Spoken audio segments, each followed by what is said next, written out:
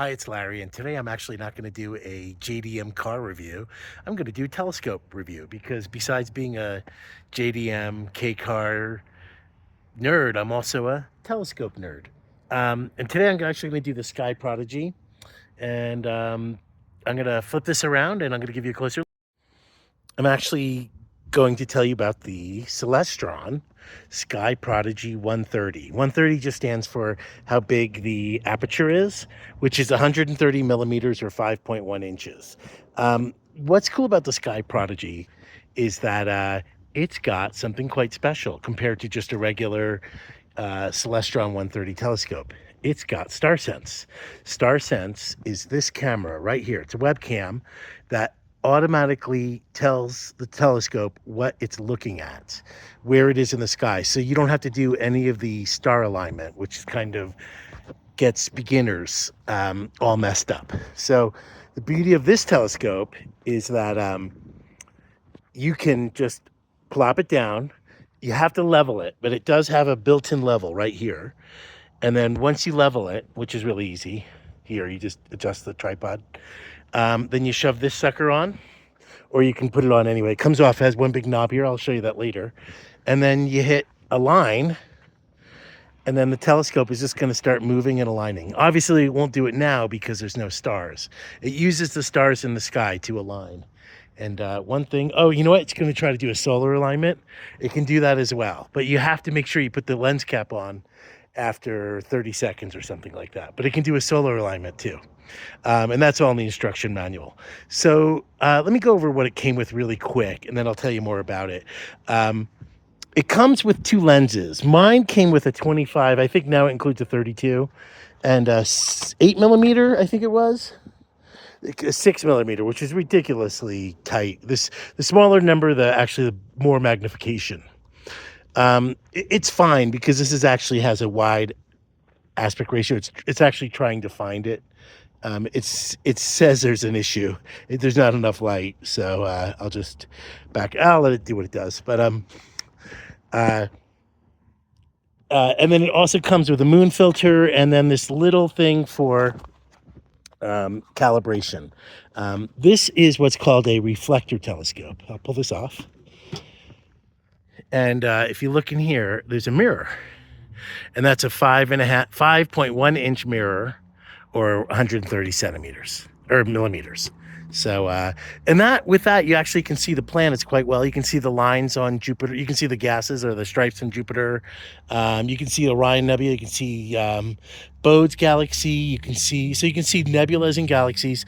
But to see those things, you have to be in a dark location. So if you're in the city, you'll see Andromeda galaxy. You'll see Orion Nebula, and you'll see the planets really well. You can easily see the rings of Saturn with this 5-inch size scope. But the darker it is, the more you can see. Bodes, you won't be able to see from the city. But in a dark location, you'll see it really well. The Sky Prodigy essentially comes in three pieces. This is a 130, by the way. There's a whole bunch of sizes. I think there's like a 90 millimeter. There's like a 110 or 114. Then there's a 130, and then there's also a 6-inch Schmidt-Cassegrain, but that's almost never available. They're hard to get. And then these things new are between $750 and $1,000, depending where you buy them, which honestly is too much. But it's so easy to use. I enjoy it, and I've been doing this for a long time, but I still enjoy playing with this scope. Okay, it comes in three parts. You got the base, and this is part of it. You just plug that in where it says hand controller. The cool thing is it works with the Wi-Fi, the Sky Portal module, and then the app. So you can actually plug the Sky Portal app or the Wi-Fi module in here, and then you don't need the hand control at all. You can just align it with the Sky Portal app, the Celestron Sky Portal app. Anyway, so it's the base, the telescope, and the tripod. So it's really easy to set up. And then if you don't know that this is the tray, this actually comes off so that this can fold like that. This is included. This is mine. I'll go over that a little later. That's a battery, and that's a hand controller holder. You shove that on and then just rotate it, locks in place. One problem kind of with a lot of these telescopes, the tripod makes things a bit shaky. If it gets really shaky, you can always add weight with sandbags or something like that. Um, and that kind of helps alleviate it. But to make it cheaper and more portable, big tripods are heavy, so they make it small. But it's actually pretty good. It's as good as better than a lot of them. So it's really easy to set up. The one weak point on this are these connectors here. These break all the time. You'll see them for sale at a lot of astronomy websites because they break all the time. So just be aware of that when you're closing it. These twist and crack because these don't close perfectly well. So just so you know, you're gonna keep an eye out. If you buy a used one, make sure these aren't broken. And if you do, they're like between $14 and $20 just for one. But there's a 3D printed file for one.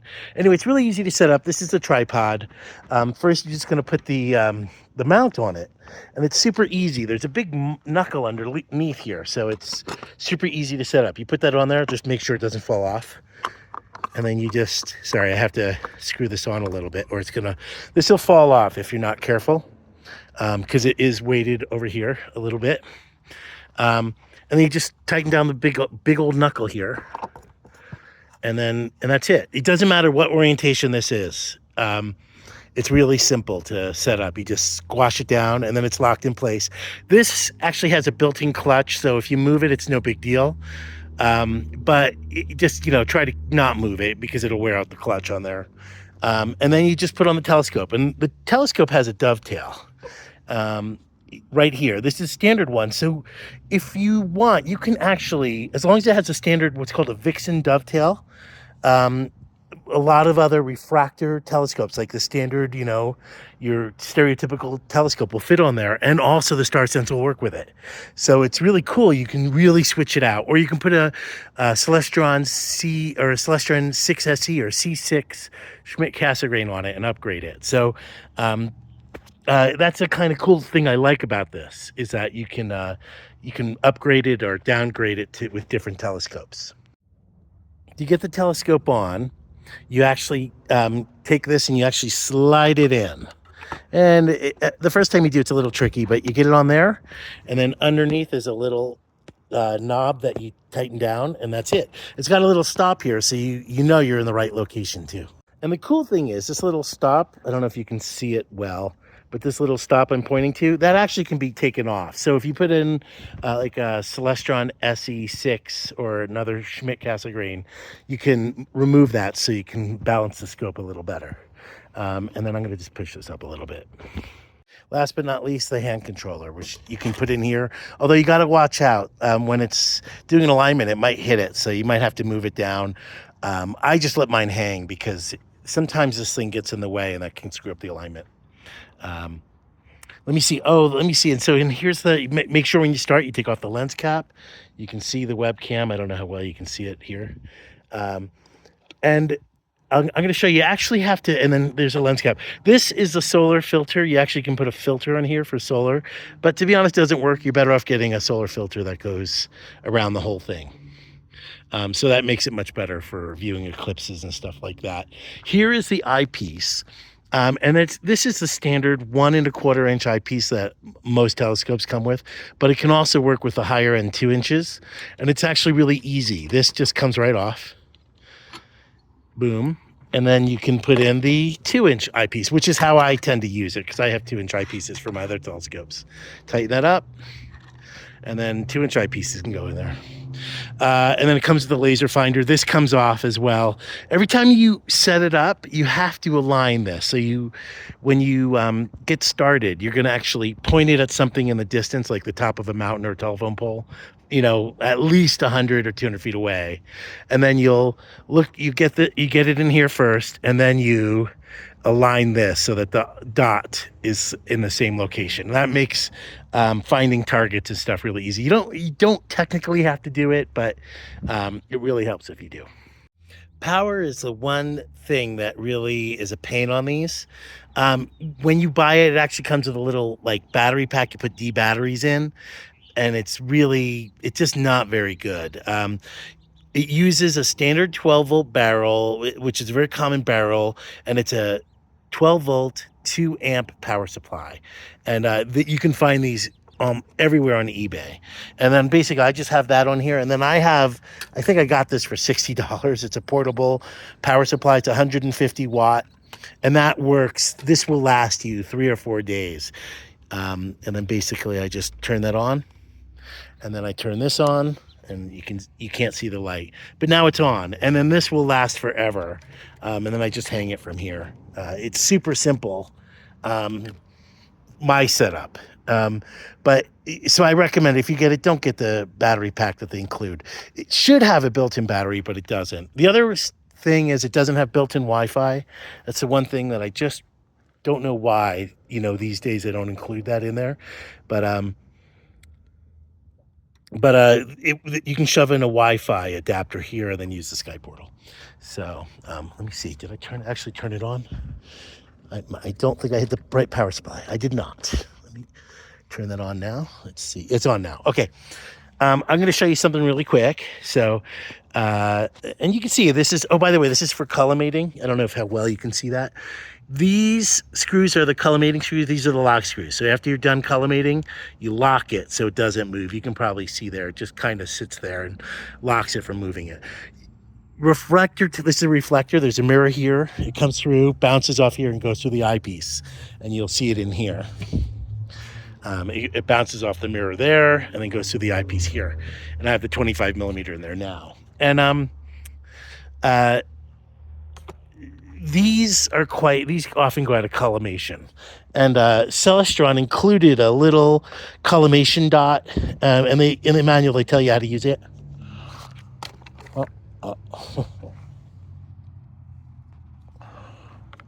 Basically, you look through this thing, through the eyepiece, and you're trying to make sure that you're going to see a little light that's got to be centered.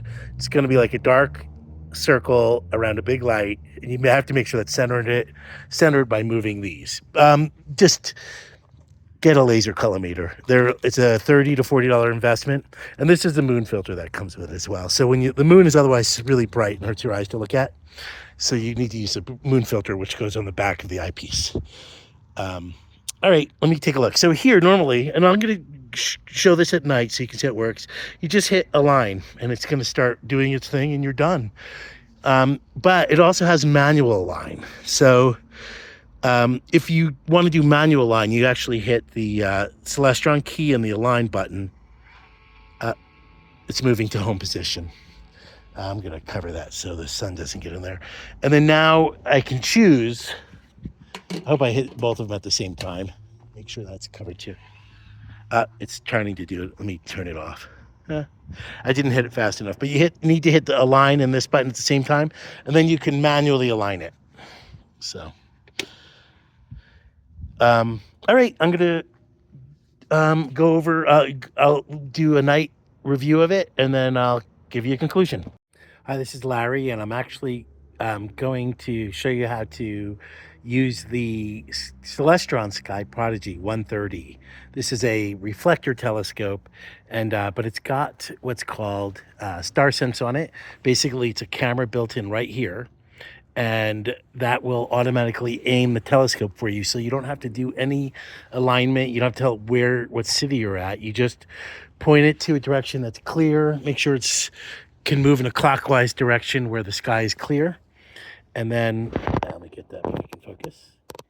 And then it'll align for you, supposedly. Anyway, so here's the StarSense menu. You just press align to get started. So you hit align, and it's gonna start aligning. StarSense moving home.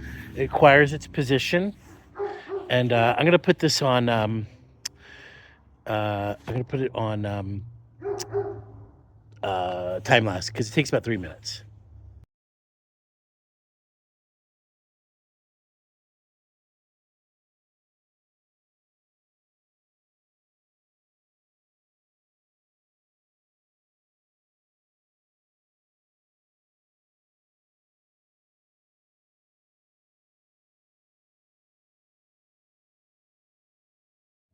And that's it, it's done. It did it all on its own.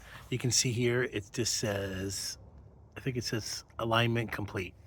Press enter to continue. And then now you can just choose what you want to take a look at. Like if I choose Jupiter, which is straight up, or let's say Orion, you can just put deep sky here. You can choose galaxies, globular clusters, Messier. Messier are the ones that are always the ones easy to see. And then you can enter the number, you can just scroll through them. But I'll put 042. And then that would be Orion. We'll hit enter. And then it should just go. It's going there. It's going automatically there. So the one thing about setting this up is you have to make sure that it's dark sky, and it's dark. If there's a lot of light, it's not going to work well. And then there's settings on it on your location. It gets more accurate if you choose, the correct location. One of them is city or urban, and that's what I had to choose to make it work here. But it works fine. It's the easiest scope I've ever used to set up. It just works. I love it. I'll go over it more when it's a little later. I'm trying to show you the Orion Nebula through the eyepiece. It went right to the center of it. Unfortunately, my phone just cannot work with the eyepiece. I'm really trying, but it just won't focus in. You kind of see it, but yeah, it's Orion Nebula. I'll have to take a picture and show it to you, but it goes right to the center. It's just been phenomenal how accurate it is and how easy. This is Jupiter again. It just goes right to it. Unfortunately, my camera will not cooperate. It won't focus on it. You can see the moons and everything of Jupiter, and you can see the lines. It's really good, but I just cannot get my camera to focus on it. It's really fun and easy, this telescope.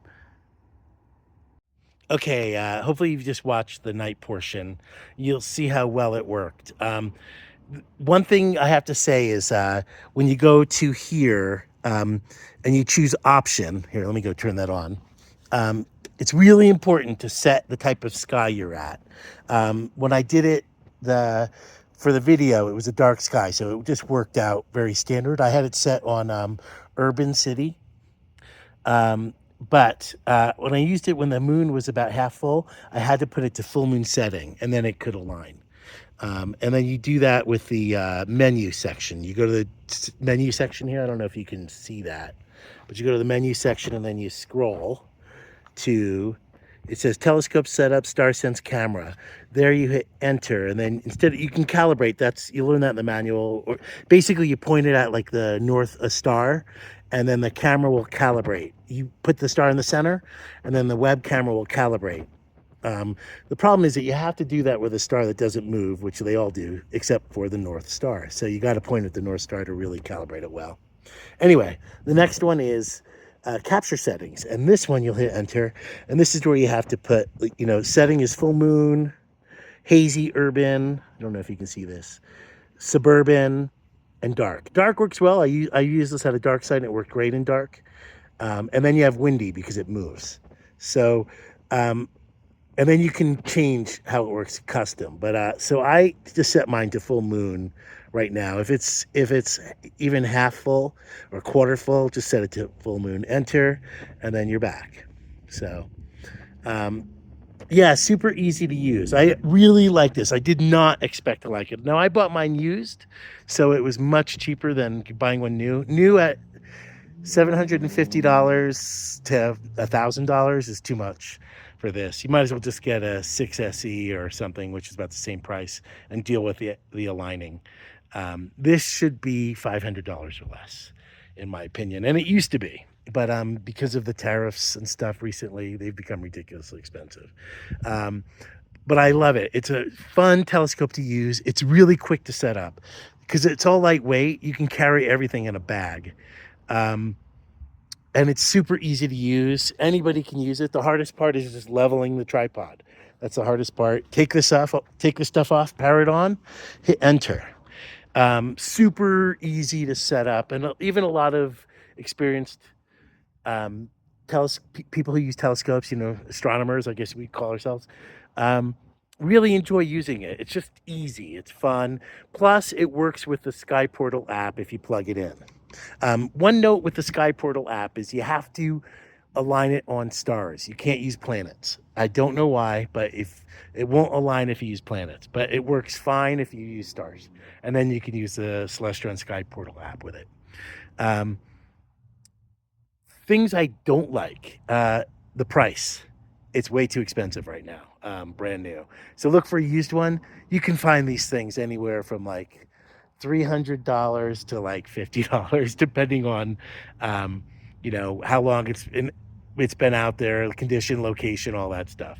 But I think it's worth, paying up to $200 to $300 for, if it's going to be your first telescope. Um, you have to make sure you're gonna look for the one with the USB on the bottom.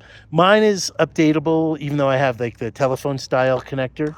But it's better if you have the one with the USB. That means it's got the updated web camera. Um, Other things I don't like, again, that was the price, was the power supply. It's ridiculous that they don't have built-in power supply, that you have to supply your own. But anyway, you can find these AC adapters.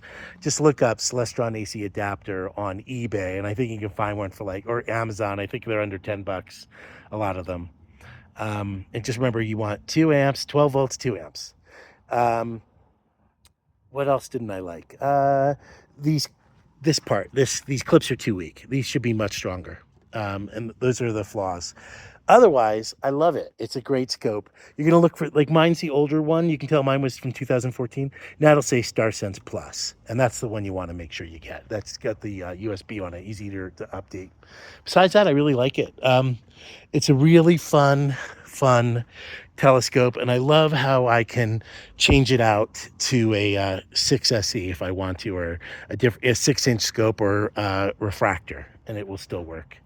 So anyway, thanks for bearing with me for this very long review. Again, the SkyProdigy 130 by Celestron. A really enjoyable, easy to set up telescope.